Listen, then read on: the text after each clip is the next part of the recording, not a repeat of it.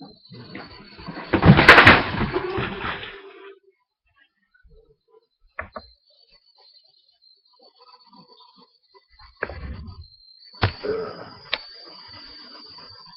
about that, folks. This is Conrad J Countess, CJC, and this is another episode of CJC versus the LHC. LHC stands for the Large Hadron Collider, and of course, CJC stands for me, Conrad J Countess. I am an independent researcher, and my subject is physics. I'm the discoverer of a geometrical interpretation of E equals mc squared, which shows that E equals mc squared actually equals, on the quantum level, E equals mc circle and or sphere. This means that energy equals and turns into matter at the frequency of c squared. The conversion factor c squared is really a conversion frequency, where the speed of light in a linear direction is balanced by the speed of light in the angular frequency direction. And that creates a balance of centrifugal forces, and that creates rest mass from energy. Now, some people say that you need a Higgs field to create drag or energy to create mass.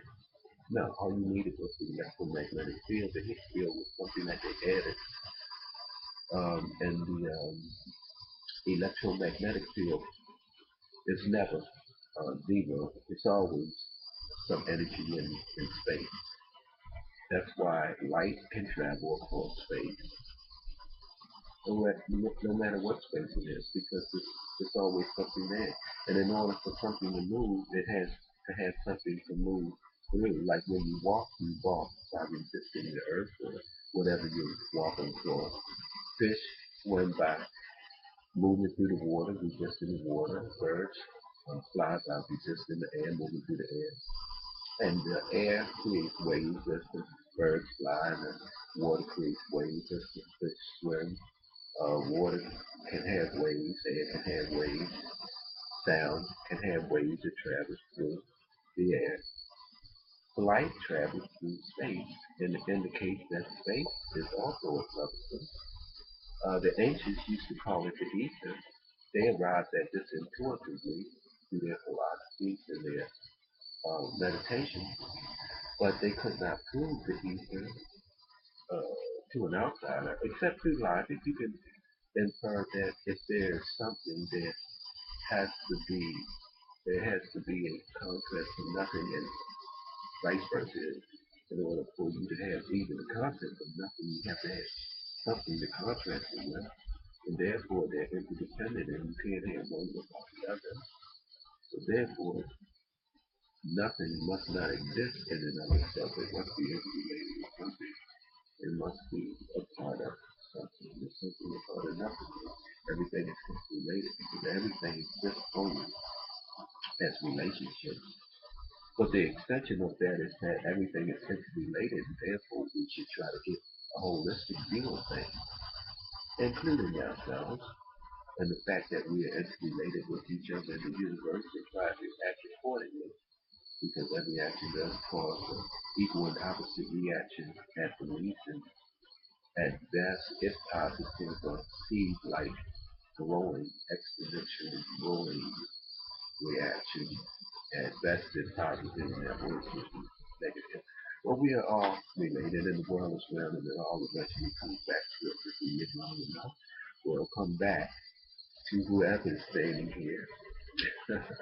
Might be your kids. But we all just have to realize that we're a part of the environment. That's physics.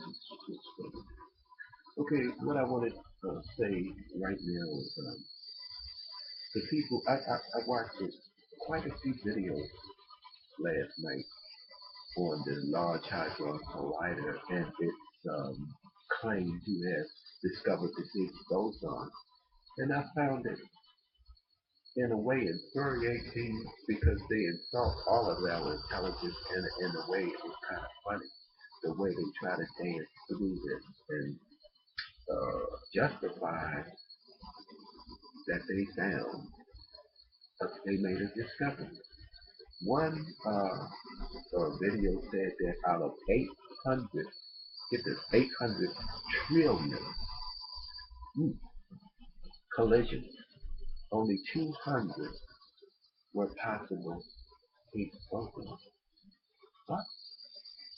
Because you needed a Higgs boson in order to create matter. All of every particle is 1 out of 800 trillion. No, but anyway, it just doesn't make sense.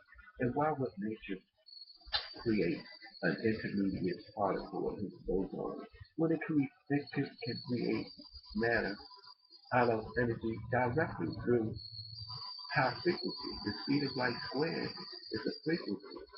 Um, they say photons are masses. They're not masses. Mass is just is defined in general as the resistance to a change in a state of motion, whether it's still and you try to change its motion or make it move, you hit it or something or moving you, and you see it resist you. Or if it's moving and you try to stop it and it resists you.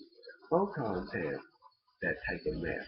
They call it relative mass because the mass depends on the motion and the state of motion of the person.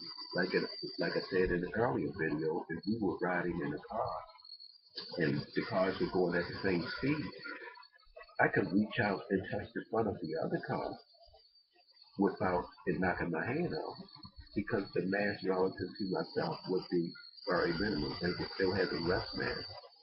And the mass of me, if I resisted, if I hit the car, I would feel that it's solid. But it would not knock my hand off. But if I was standing still and held my hand out there and the car was going 50 miles an hour, assume that we were both going 50 miles an hour, let's put my hand out, it would be as though I was standing still and touching the car. But if I was standing still relative to the car going 50 miles an hour, it could probably knock my hand off. So that it would generate mass through motion. And physicists have found out that as things travel and get faster and faster, that their mass increases with the square of the velocity. And this was actually Lightman's discovery. It is said that Newton actually made a mistake and said that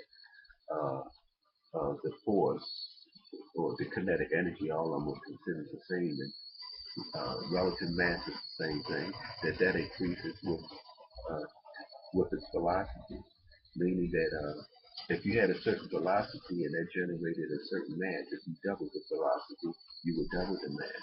But that turned out to be wrong. And Leiden said you will square that number. And that meant that if you say you dropped a ball into a pan of clay and it went in there and made an inch indentation.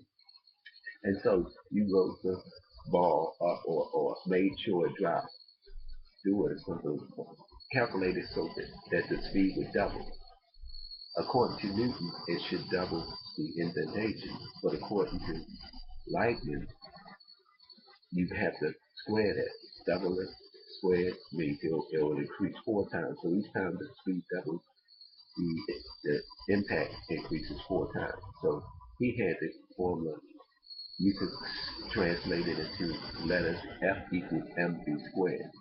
Now, according to something called dimensional analysis, that's dimensionally wrong, but dimensional analysis on the quantum level, as I will show probably in another video, is wrong.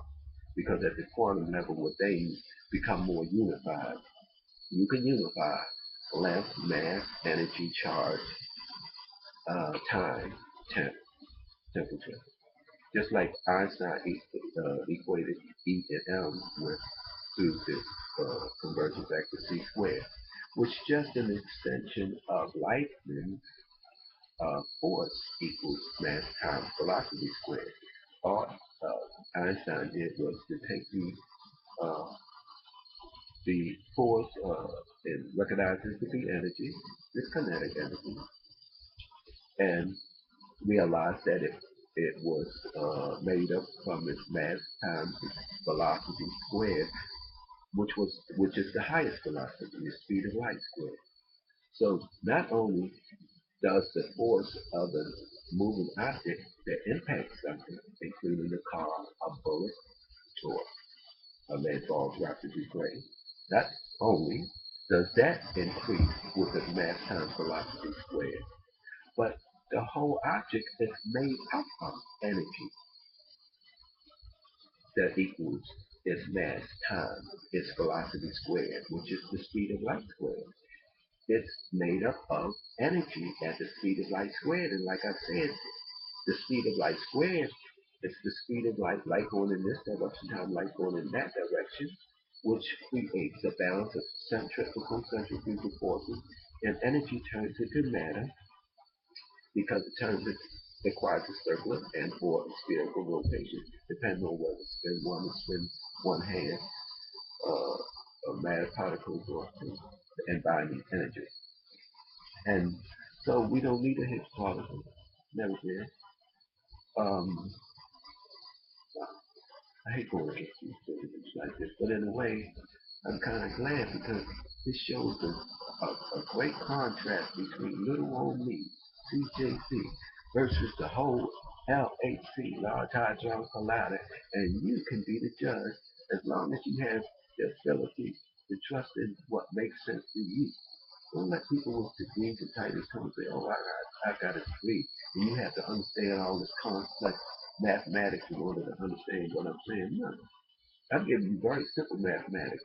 The speed of light squared is the speed of light in a linear direction times the speed of light in a 90-degree angular direction, which creates a balance of centrifugal forces, turning energy into matter. That's why E equals mc squared. And photons have mass. The higher the frequency, the more particle light, the shorter the wavelength, and the more particle light the wave becomes, and at the frequency of c squared, the particle turns into a resonant particle. The wave turns into a particle. That's why de Broglie gave us the equation E equals hf, which is the equation that Planck gave us for photons, equals E equals mc squared, the equation Einstein gave us for matter. And de Broglie say, well, hey, the electron is the same as a photon at a higher frequency, the frequency of MC squared. And he was right. Photons already had mass. They just had mass in the direction of motion.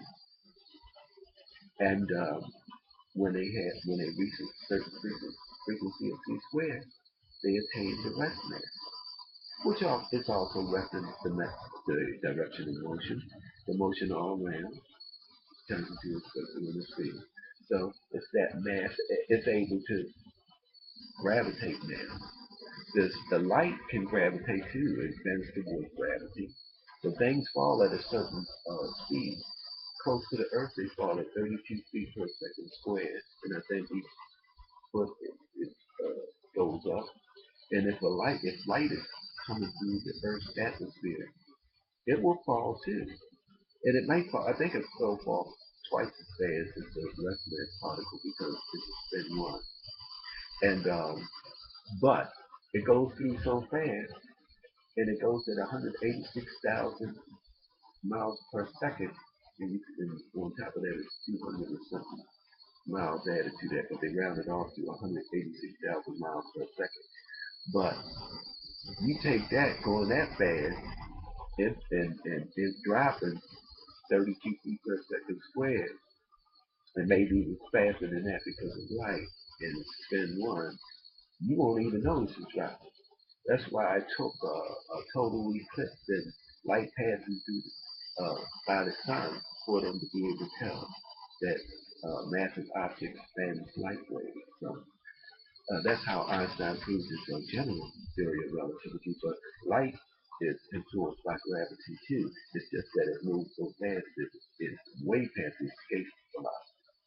But rest mass particle will gravitate uh, with the rest of things, and everything will gravitate at the same speed. The electron will fall at the same speed as something else in the vacuum, but it's so light the air probably blowing around it. It's not in the vacuum, like a feather would, you know, drop very slowly compared to something else. But In a vacuum, the feather drops just as quickly as the lead falls. But anyway, yeah, use your own ability to recognize what makes sense to you and see if what I say makes sense compared to what they say. They have spent billions of dollars. They have teams of people who have titles and degrees. And they're telling us that the origin of mass is something called a Higgs field, and that it generates mass by bouncing these energy waves off it every 10 to the 17 centimeters. The 10 to the 17 centimeters. And they also say it acts like treacle when certain particles go through it, it slows down as it's going through it. These analogies that they're using are not sufficient to explain this. It adds confusion. And the one about bouncing off of this Higgs particle every 10 to the 17 centimeter, that's because 10 to the 17 centimeter is approximately the size of an electron. So you would think that if the wave bounces off that, that's how it gets that its size. And that's the attempt to explain it. And they're suffering from the failure of imagination and the failure of logic. They're using these computers to tell them that the Higgs field uh, generates 200 Higgs particles out of every 800 trillion collisions in the particle collider. That's what they said on one of the videos. Watch some of those videos and see what they say. You'll get a kick out of it. Well, thanks for listening. I did want to say something else. Oh yeah, in this the approach that I use, we've also demystified the uncertainty principle, which states that a change in position, which is just motion, times a change in momentum, which is just because motion creates momentum. Like I said, if you move something, it creates a mass and momentum. It generates mass and momentum, kinetic energy. They say that a change in position, which is motion, times a change in momentum, has to be equal to or greater than h divided by 2 pi, or h divided by 2 pi divided by 2, depending on whether it's what kind of particle it is. But we can show that that's true precisely because h divided by 2 pi is just energy in a circle, and it's precisely what it takes to create a rest mass, energy with rest mass going and traveling in a circle.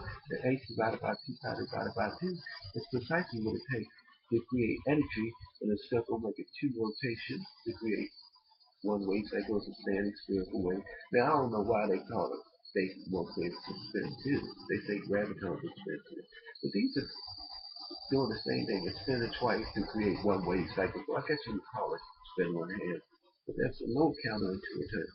But once you understand uh, the dynamics of it, I guess you could call it a spin one half particle because each spin is just a half of the entire wavelength. It has to spin twice in order to complete the whole wave cycle.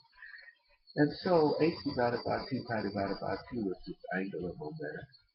That's because that's what it takes to create it. So, and that will apply to not only its momentum and its location, which you could have at the same time, but everything. E equals mc squared will apply to that h equals h divided by 2 pi. And all of this stuff just fits together so neatly. And then you have the square root of -1, which turns out to be, in this context, a real natural unit. The speed of light in the 90-degree angle, the direction counter to the trajectory of the particle.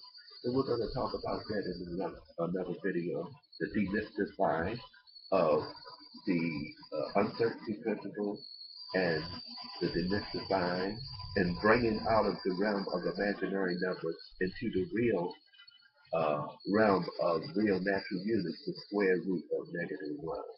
And thanks for listening. This is Conrad Countess CJC, and this was CJC versus the LHC.